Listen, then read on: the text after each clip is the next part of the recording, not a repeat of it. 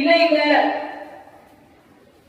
விதிக்கவே இல்லை, நாங்க இன்னும் மதிச்சுட்டு தான் இருக்கிறோம் அப்படின்றத ரொம்ப அழகா ரிஷி ஆண்ட்ரியா அதை அடிச்சு சொல்றதுக்காக வராங்க.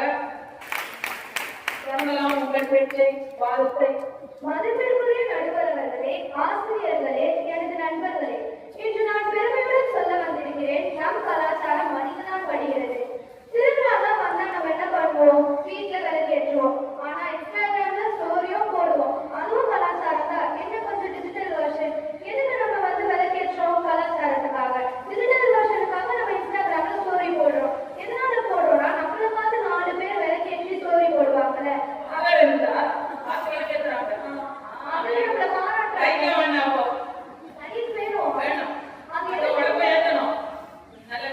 எதுக்கு நம்மள பாராட்டுறதுனால நம்ம அவங்க பாராட்டு கூட நம்மளோட தமிழரோட கலாச்சாரம் தான். பழைய பாடல்களுக்கெல்லாம் லிரிக்ஸ் போடுறோம், ஆனா லிரிக்ஸ் எல்லாம் அப்படியே தான் வச்சிருக்கோம். அது நம்ம மரபை மாடர்ன் வடிவில காப்பாற்றுறது. அந்த விஷயத்துல கூட நம்ம கலாச்சாரத்தை நம்ம காப்பாற்றிட்டு தான் இருக்கோம். நம்ம எதிரணியில இருந்தவங்க இந்த அதிரசத்தை பத்தி சொல்லியிருந்தாங்க. இதெல்லாம் அதிரசம் நம்ம இந்த காலத்துல ரெடிமேடா வாங்கி தான் பண்றோம். ஆனா நம்ம திருவிழானா அதே அதிரசத்தை தான் செய்யறோம், வேற எதையும் செய்யல. அம்மா கைப்பக்கம் வரல, வெள்ளம் பாக எடுக்கும் போது கைப்பக்கம் வரல, அதனால என்ன பண்ணாங்க, கடையில் வாங்கிட்டாங்க. அதனால அதிரசமா கிடைக்கும். அந்த காலத்துலலாம் அந்த ஃபெசிலிட்டிஸ் இல்ல, ஆனா இந்த காலத்துல இருக்கு. அதனால நமக்கு டைமும் சேவ் ஆகுதுல்ல. நம்ம பெரியவர்களை பார்த்தாலே வணக்கம் சொல்றோம், வாட்ஸ்அப்ல கூட இமோஜியும் வைக்கிறோம். அதுதாங்க நம்ம மாடர்ன் ரெஸ்பெக்ட். 2 பேக் மாட்டிங்க எப்படிமா வணக்கம் சொல்றது? பேக் லஞ்ச் பேக் எல்லாம் கையில இருக்கு, எப்படி சிஸ்டர் பார்த்தா குட் மார்னிங் சொல்ல வரும்? கஷ்டம் தான். அம்மா நமக்கு சாப்பாடு பரிமாறும் போது இன்னும் கொஞ்சம் வேணுமா, இன்னும் கொஞ்சம் வேணுமான்னு கேட்பாங்க. நம்ம வேண்டாமா டயட்னு சொன்னாலும் அம்மா நமக்கு சாப்பாடு பரிமாறுவாங்க. அந்த அன்பு தாங்க கலாச்சாரம். அதனால மொத்தத்துல சொல்றேன், நம்ம கலாச்சாரம் மதிக்கப்படணும். ஆனா அதோட சேர்ந்து அப்டேட்டும் பண்ணணும். இல்லைன்னா யூஎஸ்பி போர்ட் இல்லாத பழைய ஃப்ளாப்பி டிஸ்க் மாதிரி நம்ம கலாச்சாரம் ஆயிடும்.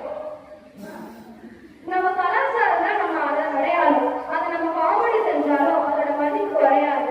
அதனால நண்பர்களே, கலாச்சாரத்தையும் ஃபாலோ பண்ணுங்க, ஆனா ஃபேஷன்ல கலாச்சாரமா இருங்க. நம்ம கலாச்சாரம் பழமையிலும் பழமை, முதுமையிலும் முதுமை என்று ஆணித்தரமாக கூறி நம் கலாச்சாரம் என்றுமே மதிக்கத்தான் படுகிறது என்று கூறி வாய்ப்புக்கு நன்றி தெரிவித்து விடைபெறுகிறேன்.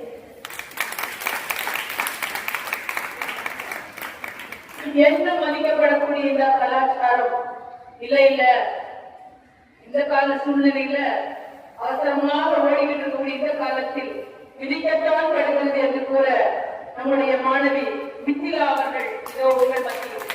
அகிலமெல்லாம் மறைச்சாலும் ஆதி மொழியாம் அன்னை மொழியை வணங்கி என் பேச்சுக்கு மூச்சூட்டுகிறேன். நடுவர் அவர்களே மற்றும் மிக பிரியமான பார்வையாளர்களே வணக்கம். இன்று பேச போகும் தலைப்பு இன்றைய உலகில் கலாச்சாரம் இருக்கத்தான் படுகிறது. எனக்கு தெளிவான பதில் இன்றைய உலகில் கலாச்சாரம் இருக்கத்தான் படுகிறது. என் எதிர் அதை சொன்னால் இன்ஸ்டாகிராம்ல விளக்கேற்றி அப்புறம் ஸ்டோரி போடுவாங்க.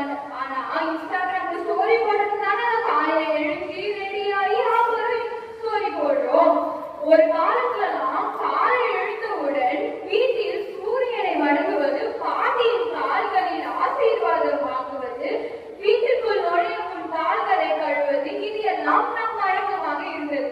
ஆனால் இப்பொழுது அதே வீட்டில் குழந்தைகள் காலை எழுந்தவுடன் சூரியனை அல்ல மொபைல் ஸ்கிரீனை தான் வணங்குகிறார்கள். தலையடிக்க பக்கத்துல எல்லாம் வச்சுட்டு போறோம். எப்படா சவுண்ட் வரும், என்னடா வருதுன்னு பட்டு எடுத்து பார்க்கறதுக்கு அதான் வருவது. முன்னோர்கள் வணக்கம் என்று சொன்னார்கள், இப்பொழுது கேட்கிறோம் வணக்கம் அப்படின்னு தான் சொல்றாங்க. இதுதான் நம் கலாச்சாரம் இணைக்கப்படுகிறது என்ற உயிருள்ள சான்று. அப்பொழுதெல்லாம் மல்லிப்பூ வாங்கி அதை கட்டி தலையில வைப்பாங்க. ஆனா இப்பொழுதெல்லாம் பிளாஸ்டிக் பூ வாங்கி அதை வச்சுட்டு போறாங்க. முன்னாடி விருந்தினர்லாம் வந்தா